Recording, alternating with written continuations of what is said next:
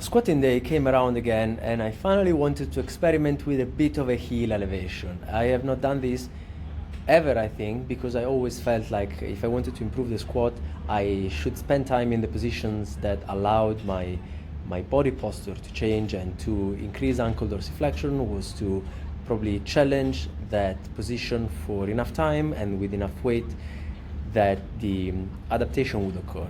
But because I have recently changed my short-term goals slightly, favoring more of improving my jumping technique and my vertical jumping ability, I am reading more into the science, let's call it, of tendon stiffness, and how having a stiff tendon is not necessarily a bad thing when it comes to jumping, because if harnessed properly, there is a lot of energy that can be stored in a stiffer tendon, and elongating that tendon could actually impair that to an extent.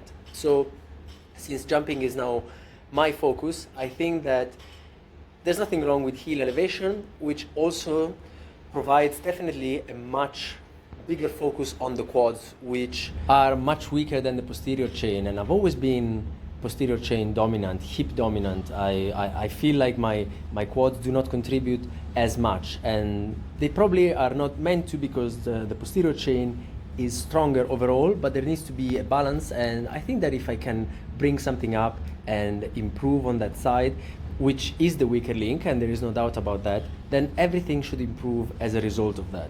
I am going to keep these in, and I was doing higher repetitions with a lower weight because I wanted to check things out and not deep too far into something that I am not confident with yet. But looking at them, they do look good, and I feel like I have experienced more of a tension in my quads that I usually am. It allows my back to stay more upright. So it's kind of a win.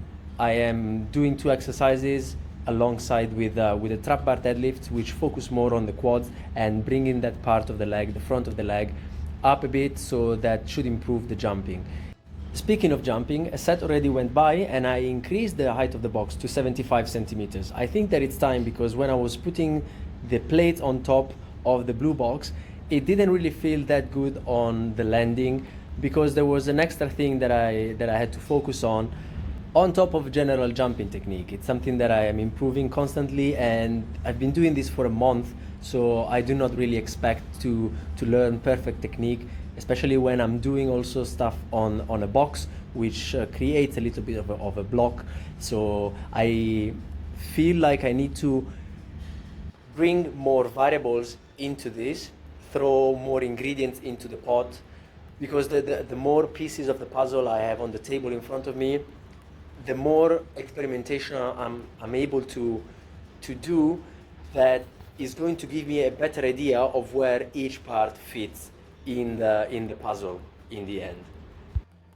And again, as I've only been doing this for over a month only, I don't really expect everything to come together all of a sudden. This is a process that works through accumulation of experience and trial and error. So if I am changing something, or increasing the height, or getting an extra step in, I want to be able to play with that for a while to see how that feels, and if there is anything that I can do to improve that, or if there is something that should be just not considered because it's not really giving me much. And of course there is an eye on progression, so I always want to get better. I know that it's not going to happen from session to session, so I'm good with that. I only want to know that everything that I do it because I feel like it's going to bring something to the table, and hopefully eventually I'll get the hang of this. Ciao.